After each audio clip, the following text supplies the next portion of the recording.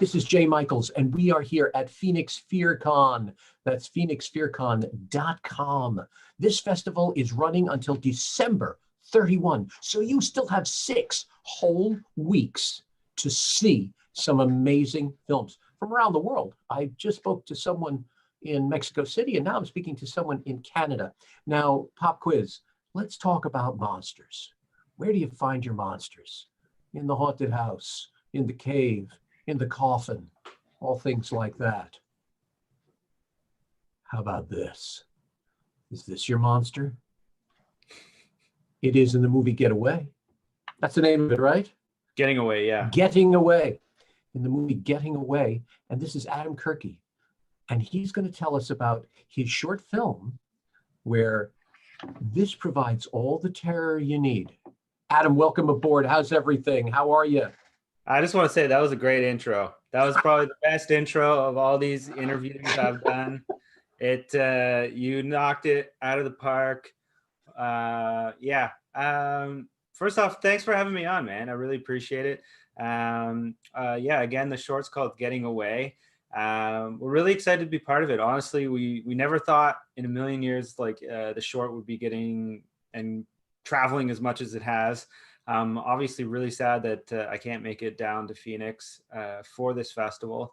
But yeah, the short, it's basically a girl shows up to an Airbnb and she starts being terrorized by a voyeuristic attacker, if you will, through her cell phone. So she's getting a bunch of voyeuristic photographs of herself through her phone, and it just escalates from there. We made it for like $800, which is pretty impressive. Just a lot of favors and a lot of just, us doing everything ourselves. But we've been really lucky. I've been lucky enough, before the pandemic, I was able to go to Florida in Pensacola to watch the movie down there, and it did well. And we've been into festivals all over the world seemingly. So it's been a really wild ride, all things considered. So yeah. So the pandemic has been good for you, at least that much. Yeah, honestly, yeah, it's strange, work-wise and film career-wise, seemingly doing really well during the pandemic, but it's still a struggle. And I don't know. It is what it is. That's what I just keep saying. I'm sure years from now, I'll have to unpack all this mentally, what's been going on, but anyways. You'll make a movie of it. There we go. Yeah. You've taken something really fascinating. We've seen this sometimes we've seen it sort of in certain movies like The Ring, and it was another one about a haunted cell phone and things like that. We're starting to see that our equipment is starting to become the monster. It's starting to become the scary thing, and that's going way back to the notion of the doppelganger. Yeah. You see yourself in front of you, if you will. And how terrifying must it be to pick up the phone and see a picture of you that you don't remember was taken, to see someone intrude upon your life like that. You don't even know who they are, but they know who you are. Yeah, well, to quote famous Canadian Marshall McLuhan, the medium is the message, right? Message is the medium. And right now, technology is that medium. And sometimes that message can be scary and can be used for nefarious purposes, right? So now you wrote this and directed it, yeah? That's correct. I produced it and built the set and exactly. We got lucky. Actually, part of my my job, if you will. I run a production company here in Ottawa, Canada, and I do real estate photography. So I did photos at this cabin, and it was built before Canada was a country. And so I did these photos. This place was amazing. I'm like, oh, this place is super creepy. It's in the middle of the woods. I love it. So I asked the owners, if I could shoot a short there, and they're totally thrilled by it. They thought it was awesome. So they let us go there and film there. So it's just one of those things. I always say, you just got to ask. You never know. People might just let you use stuff. So that was kind of neat. There's the story of George Romero when he did Night of the Living Dead. He went to that town in Pennsylvania where he filmed, and he basically went store to store and said, I'll let you be a zombie in the movie. If I can film in front here, if you could give me these things to be guts, if I can use your car, if I could do whatever. So you're tapping into something age old again. Yeah. What made you think of it? we this is in our hands constantly. It's like our arm. What made you decide this is to be scared of? What made you do it? It didn't start with that. It started. I had the idea that like a wireless printer, how you can send just any old image to some wireless printer and it'll print. And so I was like, oh, that's kind of scary if somebody's sending you threatening messages through your wireless printer. Ultimately, like a wireless printer just printing is not very cinematic. So we just changed it up to the phone. The other thing is too, like with iPhone, at least for a period of time, you couldn't call off Wi-Fi, at least when we made the film. So there was that where we're like, okay, so she couldn't call 911. So there is that thing if you're on Wi-Fi. It happens a lot here. So like if you go to like somewhere anywhere north of the 401, we say, where Wi-Fi signal or cell phone signal is just nothing. Essentially, like if somebody has Wi-Fi and it's kind of dog shit to begin with, I don't know if I'm allowed to swear, sorry. It's kind of, get away with it. yeah. I'll do another take if you want, so you can scrap the. Yeah, what a terrible word like shit. Right. Oh, dog shit, that. But anyways, so that was the idea that like you can send stuff through like Wi-Fi and then still not be able to call, because it's like, why didn't you just call 911? But anyways, so That's pretty cool. That's very smart of you, because you've already answered those questions. We all sit sometimes in movies and say, well, why didn't she just run away? Why didn't she just like call this? Why didn't she just? So you stopped it right there to mount the terror even more. yeah, my producer partner on this, Matthew Lamarche, he's like that. His brain works very much like everything needs to make sense to him, where I'm like, yeah, but it's a horror movie, like the killer could just show up places. Halloween's taught us that. So between the two of us, like tugging at that, like from either end, it kind of like meets somewhere in the middle where it makes sense enough. There's motivation enough at certain times where it's like, well, what would you do in this situation?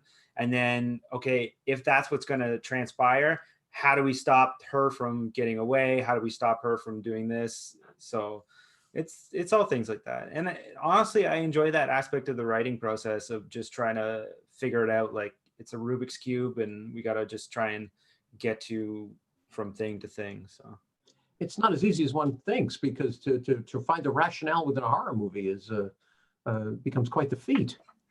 yeah, it always boils down to like some religious cult, some sex crazed maniac. Yeah. I think like what's amazing the last like few years, like all these crime podcasts, if anything, all these crime podcasts have taught us there's just people that are out of their minds and do horrible shit for no reason. So It's interesting that you're taking something so primal as the lunatic, if you will, as the homicidal maniac, and then giving him or her, I don't know, I'm not giving anything away in the movie, and giving him the ultimate weapon, the telephone that's in all of our hands. Really clever. Are you a horror movie filmmaker? Do we call you a genre filmmaker? yeah, I mean, you could. This was the first entrance into making horror. Honestly, like I've done a lot of comedy in the past, some like horror comedy, if you will. So this is just the first straight on horror that I've attempted, and I love doing it. I don't know if I ever consider myself like just one genre fan. Like I love so much. But yeah, I am a fan of horror. I watch horror all the time, especially around the fall. It's like the best time to watch horror, right? And I've met and interacted with lots of other fellow horror filmmakers. It's just a fun genre to dip your toe in. I find there's like a through line with comedy and horror because you're trying to get a reaction. There's like a setup and a punchline, and whether or not that punchline is a joke to make somebody laugh or to make somebody scared, it's kind of the same like idea. Like you're trying to just set pieces in motion to get a joke, get a something, whatever, a reaction out of somebody, whatever that may be. So I'm so thrilled to hear you say that. I was just talking to another filmmaker who was concerned because he wrote a horror comedy. And he says, I don't know if people will like it. I'm so glad to see that people are doing it. That's a subgenre that's really amazing. It's great to laugh before you scream. yeah. So I think it's wonderful. Yeah, look, and sometimes with like the horror comedy, you can hook people a little easier, right? Because if you make them laugh, then you make them feel vulnerable for a second, and then you can scare them. So Of course, disarming. Yeah, exactly that. So yeah, look, I enjoy it. I found throughout this process of the short doing so well that I want to explore the genre a lot more. We're expanding the idea of the short. It won't be exactly the same as the short, but we've expanded it out into like a full feature length film. Same idea, like very few locations, just kind of a small indie horror thing. So we're hoping once things die down a bit with the pandemic, it's not as hard to do a production, that we're going to try and do something like that. So That'd be yeah, that's the terrific. plan anyways. And for that next version of it, spoiler alert, maybe you'll write some dialogue for the Yeah, there'll be movie. dialogue in this one for sure, for sure. But yeah, in the short, I made a just sort of a writing exercise to see if I can pull it off, if I could do a short with no dialogue. The idea being like, hey, we could screen this anywhere in the world, and it'll go off. Like Right. screening stuff in like Canada, we're kind of a two language nation, at least on the East Coast. So screening stuff in Quebec, like being able to screen there and have people all, be able to watch the film, still be able to get something out of it is kind of important. So yeah, So it's all reaction, it's all music, it's the text, whatever imagery we see on the phone. exactly, exactly. It's the silent scream. Yeah, exactly. So that was kind of interesting, and it was like a cool thing to try out. I thought about trying to do the whole horror feature with no dialogue, but I was like, ultimately that would probably be a pretty boring movie to watch. So Someone's going to scream, "Hello, are you there?" Something's going to happen, and the you have movie's not working. really. Yeah. Your movie fascinates me because I've always been of the mind the horror films reach into us in some primal way, and that there's a parable to each one that connects to us in some ancient way. And the notion of the doppelganger, the notion of the curse, the notion of silence is all there in your movie, and I think it's really intense. And you do this all in a very brief film. You, Yeah, look, I think what you're talking about, yeah, it's there is something primal, and if you can tap into some type of vulnerability with things like that, putting people in situations where just don't do that. Um, I think just like, look, for me, I'm not, I don't know, I'm not scared of stuff. I don't know what it is. Like in real life, like that cabin, it's in the middle of the woods, it's old, it's creaky. I stayed there by myself the night before we shot. I slept like a baby. Like, so yeah, I don't know. To me, I'm more worried like I'm gonna get eaten by a bear or like a big cat out there. Like, so like that's what I would be scared of. But like to other people, like that's terrifying to them to be alone in the woods, very little light, you can't see what's going on. So to tap into that aspect of, some type of primal whatever, the somebody coming after you, if you will. So I don't know. I think that's yeah, that's interesting. I'm the same way. I don't care about sleeping in a haunted house. Just don't tow my car. So so I completely get it. This is really Yeah. fascinating. I got to watch this film. You've enticed me with so many different things with it. I wish you so much luck with this. This sounds great. It's been touring so many festivals around the world, so this is becoming a phenomenon. So when you're ready to make the full feature, there'd be people who are waiting to see this. Then I mean, that's always the hope, but who knows, right? With just the way things are, like in the world, there's 10 million things on Amazon and Netflix. But yeah, look, I'm excited to make it. I think that there's something there in the genre that we can play with. And yeah, honestly, I'm just kind of excited to make another movie. So if I make this one, it'll be my third feature. I made another movie here in Canada called The Sir John A. and the Curse of the Anti-Quenched. If I can plug that real quick, it's on Amazon Prime in the States right now, or you can get it on our website, curseoftheantiquench.com. It's got if you're a fan of sorry, if you're a fan of some of our Canadian TV shows like Trailer Park Boys or Kenny versus Spenny, there'll be a few familiar faces in that film that you might recognize, which is kind of cool. tell us So the yeah, name again slowly. What's the name of it? it's called Sir John A. and the Curse of the Anti-Quenched. For those of you Americans who don't know, Sir John A. was our first prime minister, and so there is a sort of many things about him, sort of this untold thing. He was a bit of a booze hound, So it's a bit of like a comedy horror of reason why he had to drink so much, and there's to do with a gypsy curse that was put on him, and he had to stay drunk to keep away demons. So it's a really silly comedy, like it's a really just lowbrow humor kind of a thing, but it did pretty well here, and we're pretty proud of being able to make something again on a really, really low budget and be able to get a few Canadian stars in it too. So yeah. You're finding, once again, you hit the old-fashioned term, demon rum. Yeah.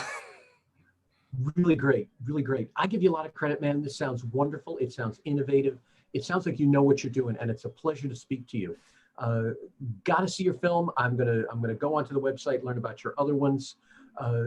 Keep me posted. Tell me what's going on with the feature, and give them hell, baby. Give them hell. Awesome. I really appreciate you having me on the show. And if anybody checks out the short, again, we really appreciate it.